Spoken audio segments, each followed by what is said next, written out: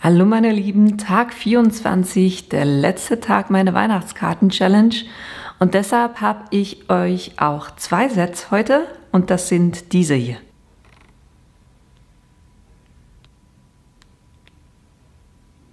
Und was wir mit diesen beiden Sets genau machen werden, das zeige ich euch gleich.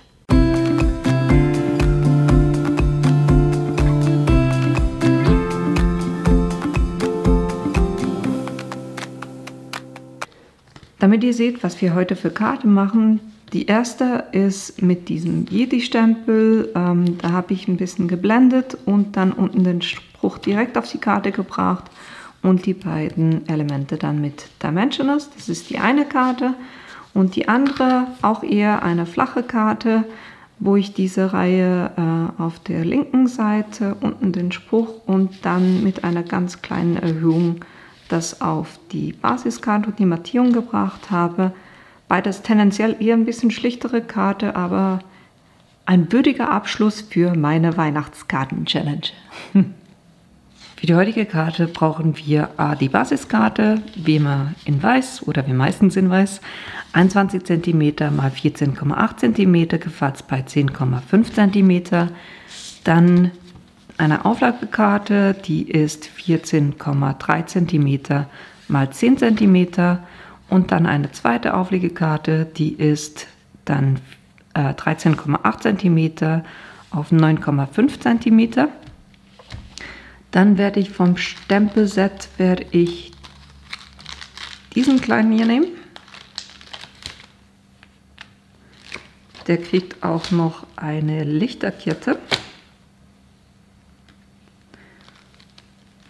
Und dann steht daneben dann so ein kleines Rentier mit einem Geschenk. Warum ich die jetzt rausnehme, ist, weil wir zuerst mit dieser Karte arbeiten werden und ich muss gucken, wo ich das Ganze platziere. Den Spruch habe ich noch vergessen. Der kommt unten auf die Karte. So in etwa. Und das heißt, ich werde hier eine Karte ankleben, weil ich will das Ganze blenden.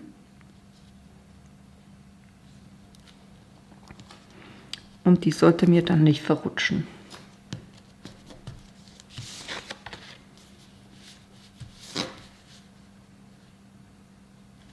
Und zwar werde ich blenden mit einem dunkleren Blau. Und es geht darum, dass es hier dunkler ist, dass ich hier wirklich eine schöne Linie habe und dann läuft es so ein bisschen aus.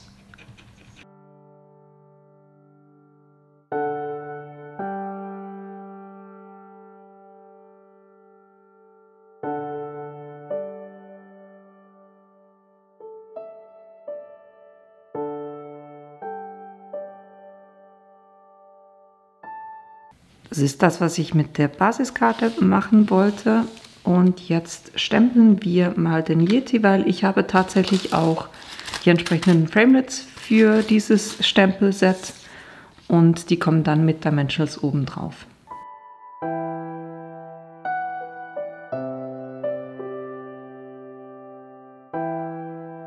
Die beiden werde ich mit dem Memento stempeln, weil ich die noch kolorieren will.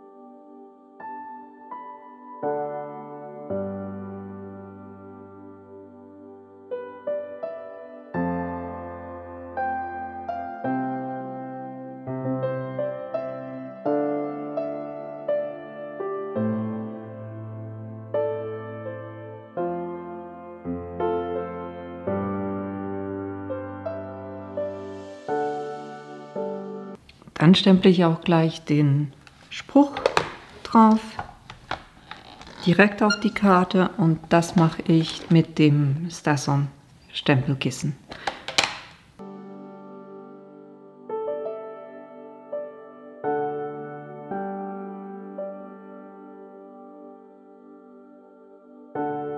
Was ich auch noch kurz mache, ist die Mütze.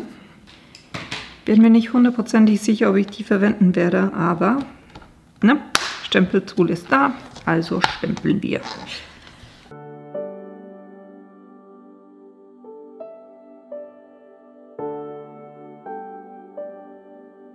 Und dann können wir hin und die 3 Sachen auch schon ausstanzen.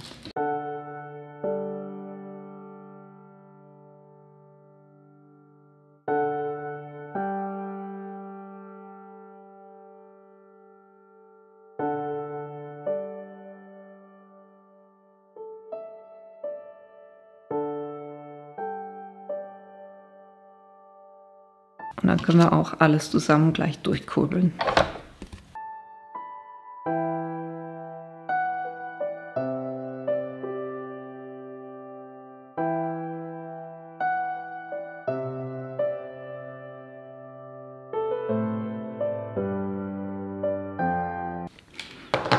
Dann werde ich hingehen und das Ganze kolorieren.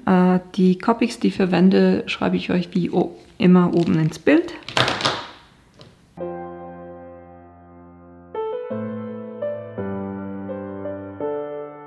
So, das Licht benutzen, kolorieren auch schon durch und jetzt können wir das Ganze zusammenkleben und dann auf die Karte bringen.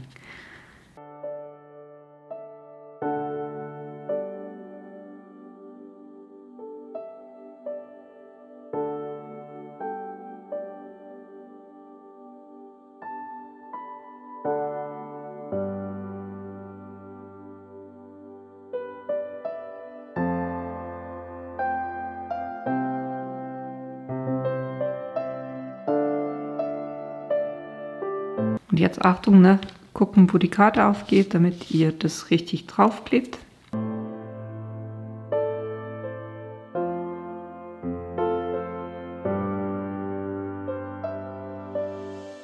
Und der Yeti und der kleine Rudolf, die kommen mit der Menschenlist drauf.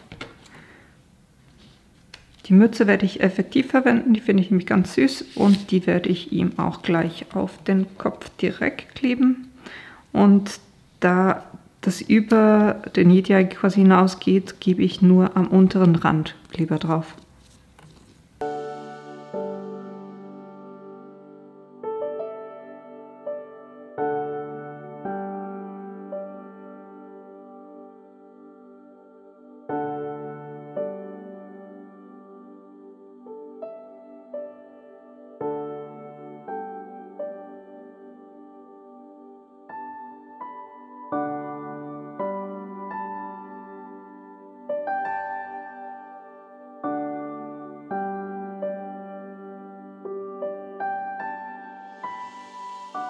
Um das Ganze jetzt noch ein bisschen mehr nach Winter aussehen zu lassen, gebe ich dem noch mit dem Jelly Pen so ein paar Schneeflocken.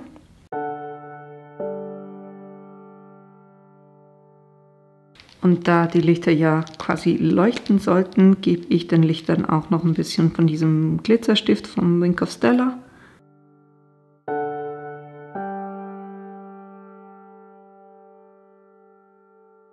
Und um das Ganze auszugleichen, gebe ich hier drüben auch auf das Geschenk ein bisschen davon.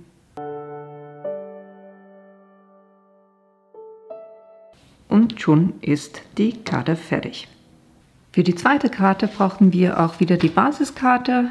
Eigentlich dasselbe wie vorhin. 21 cm x 14,8 cm, gefasst bei 10,5 cm.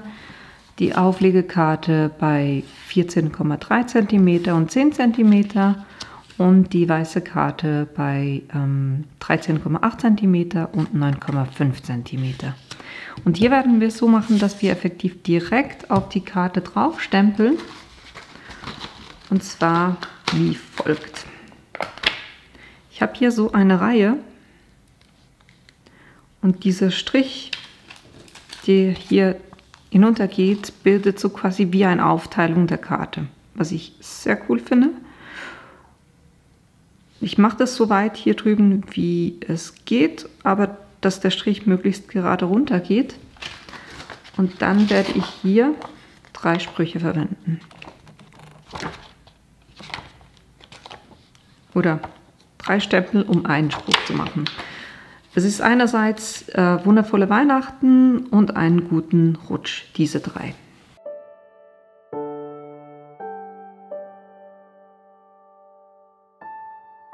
Ich musste nur kurz gucken, dass das Platz hat. Ich versuche den hier noch ganz bis an den Rand rauszuschieben.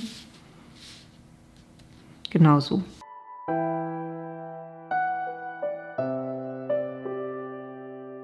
Stempeln werde ich das Ganze mit der Memento Stempelfarbe, weil ich will das Ganze dann nachher auch noch kolorieren.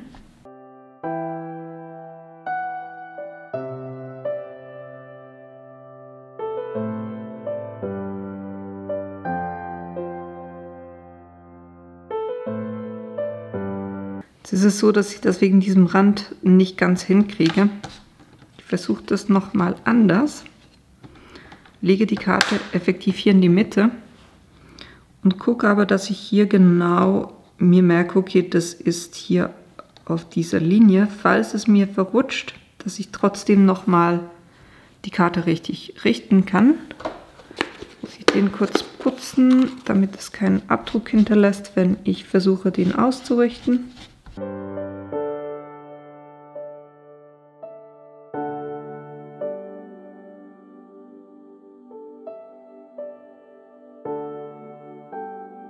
Jawohl, das sieht doch schon ganz anders aus. So, und jetzt gehe ich trotzdem wieder an den Rand, weil es ist halt immer sicherer, wenn man nochmal nachstempeln muss.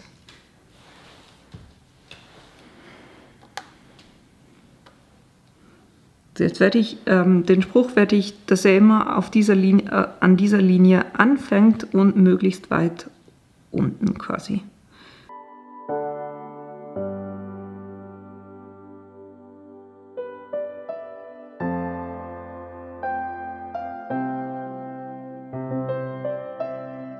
Und das stemple ich jetzt mit der StarZone.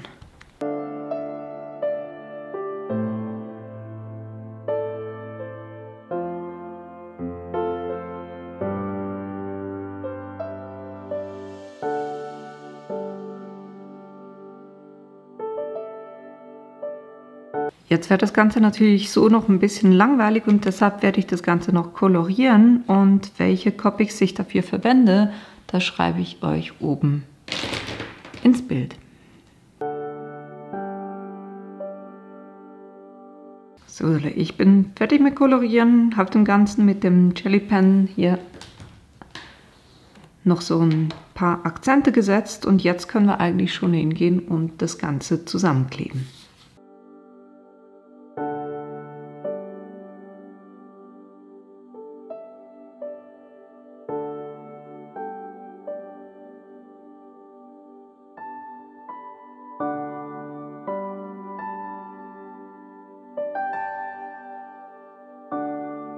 Eigentlich wollte ich die Karte ja direkt drauf kleben, aber ich habe es mir ein bisschen anders überlegt. Ich habe noch zweimal Cardstock geschnitten mit 13,3 und 9 und die klebe ich jetzt effektiv hier hinten dran und dann habe ich wenigstens so ein kleines bisschen Dimension.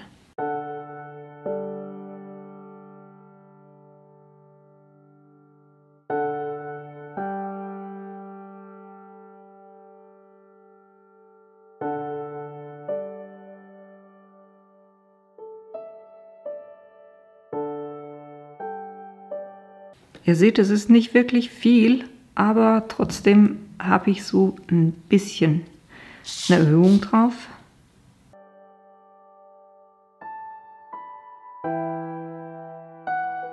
Und der Effekt ist eigentlich auch so, weil dadurch, dass die Karte nicht direkt drauf liegt, wirft sie hier schon so ein bisschen einen Schatten und da merkt man halt einfach, dass noch eine Dimension da ist. Aber ansonsten, dafür, dass ich sonst nie so flache Karten mache, finde ich, ist die eigentlich richtig cool geworden.